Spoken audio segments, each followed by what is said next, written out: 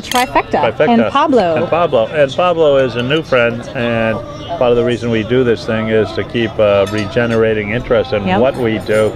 And every now and then we get a tip or a clue about somebody that's an up-and-comer.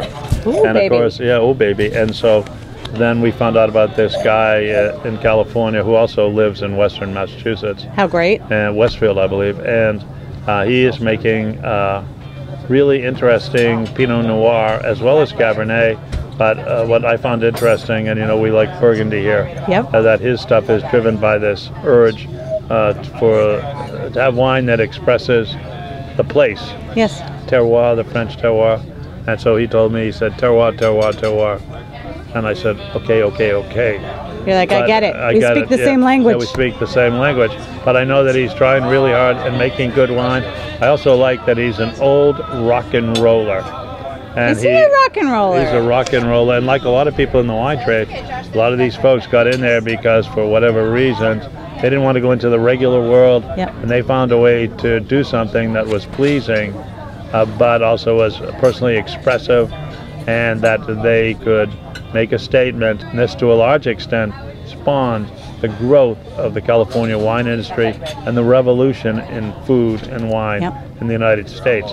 So a lot of those baby boomers that after the war in Vietnam were a little disaffected found a way to come back into the fold through both food and wine.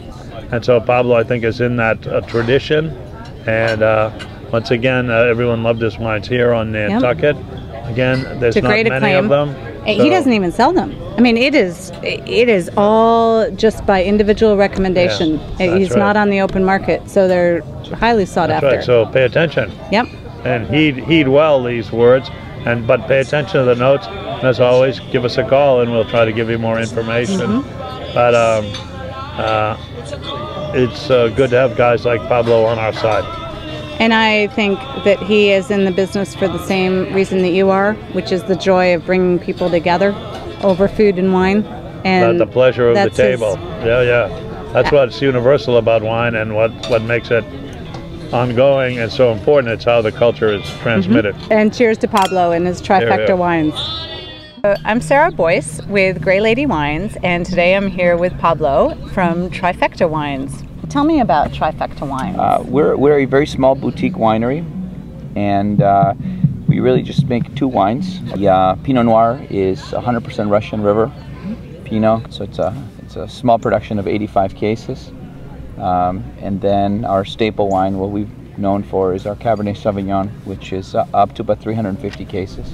For the Cabernet, the fruit is sourced 80% St. Helena and about 20% Howell Mountain. And the reason for that is the St. Helena fruit is just very lush and smooth, and the tannins are soft. So our winemaker Bill blends it with Howell Mountain fruit to really to add interest to the wine, to complexity to the wine. It really gives it a much, to grip your tannins. It just makes the wine very interesting to drink. It gives the wine incredible depth.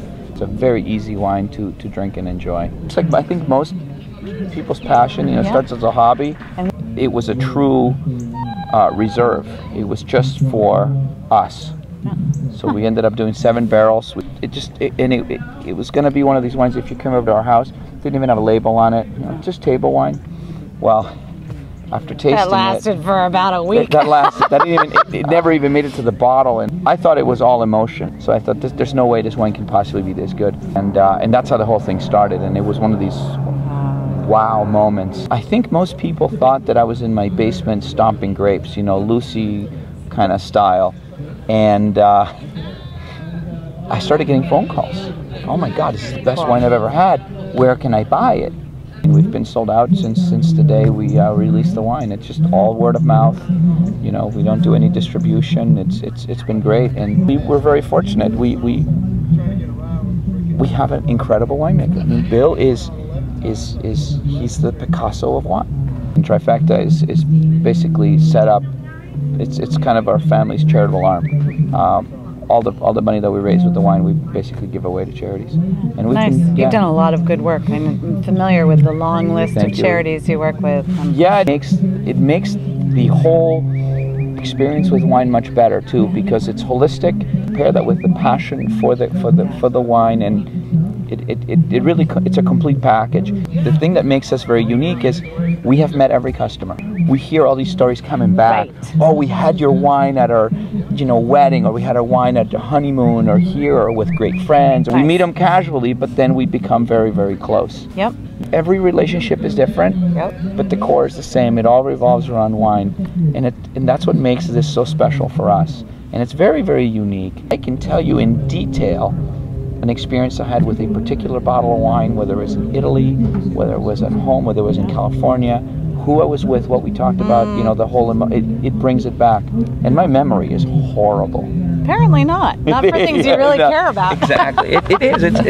I think that's what makes, I mean, wine is art. Yes. It's very, very similar. Yeah. And I think that's what makes wine so different from anything else. At the end of the day, it's grape juice. Oh, but it's such a range. It is, but it's awesome, and there's something about it. I mean, it's got soul.